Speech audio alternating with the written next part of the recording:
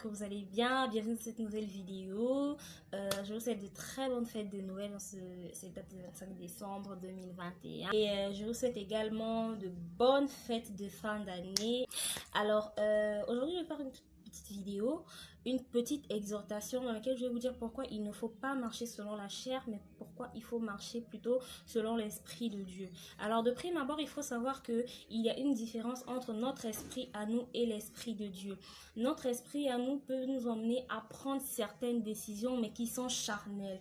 Or que lorsque nous sommes animés de l'esprit de Dieu, c'est l'esprit de Dieu nous aide à prendre des bonnes décisions. L'esprit de Dieu nous aide à vraiment marcher sur le droit chemin.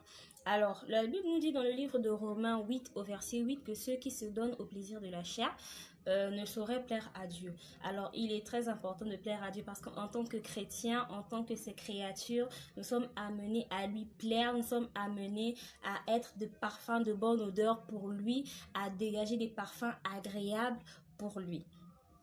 Alors, pour essayer un peu de comprendre ces histoires de chair, marcher selon la chair, marcher selon l'esprit, nous allons lire le livre de Galates au chapitre 5, versets 16 à 22. La Bible nous dit, je dis donc, marchez selon l'esprit et vous n'accomplirez pas les désirs de la chair.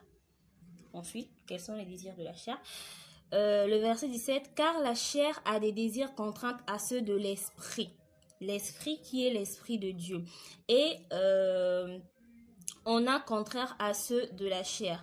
Ils sont opposés entre eux afin que vous ne fassiez point ce que vous voudriez. Ça veut dire que lorsque la chair veut quelque chose, c'est pas du tout ce que veut l'esprit. La chair veut par exemple que vous puissiez avoir... que vous puissiez tomber dans l'adultère, la chair veut peut-être que vous puissiez vous enivrer, etc. Or que l'esprit de Dieu en vous ne veut pas ça. L'esprit de Dieu veut que vous restiez pur, veut que vous restiez propre. Le verset 18, la Bible dit, si vous êtes conduits par l'esprit, vous n'êtes point sous la loi.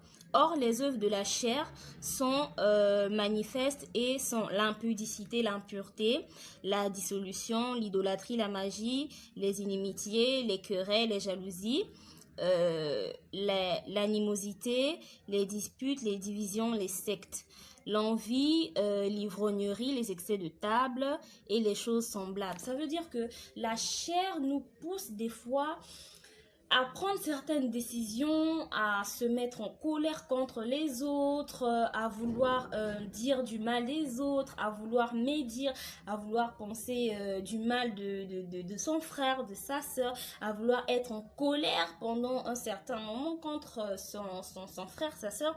Mais la Bible nous dit que nous devons, nous en tant que chrétiens, nous devons être motivés, nous devons être remplis des fruits de l'esprit que sont l'amour, la joie, la paix, la patience, la bonté, la bénité, la fidélité, la douceur et la tempérance. Un chrétien doit être tempérant, un chrétien doit être doux, un chrétien doit être soft, un chrétien doit être poussé par l'esprit.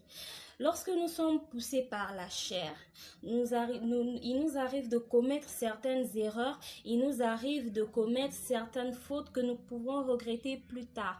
Voilà pourquoi ce matin, chers frères, chères sœurs, le seul message que j'aimerais vous partager, c'est demander la puissance de l'esprit, que l'esprit puisse vous habiter pour ne pas accomplir les désirs de la chair. Car lorsque nous accomplissons les désirs de la chair, nous ne plaisons pas à Dieu, nous dégageons une mauvaise odeur, nous dégageons une mauvaise impression, nous sommes désagréables aux yeux de Dieu. Voilà pourquoi ce matin, je vous invite, chers frères et sœurs, à méditer ce passage qui vous fera énormément du bien, à prier. Et ma prière de ce 25 décembre est que le Seigneur puisse... nous remplir de son esprit, que le Seigneur puisse nous faire du bien, que le Seigneur puisse nous remplir des fruits de l'esprit, afin que tout ce qui est de la chair puisse mourir en nous, et cela ne sera que pour la seule gloire de l'Éternel. Alors je vous remercie, c'était ce petit message que je voudrais vous passer.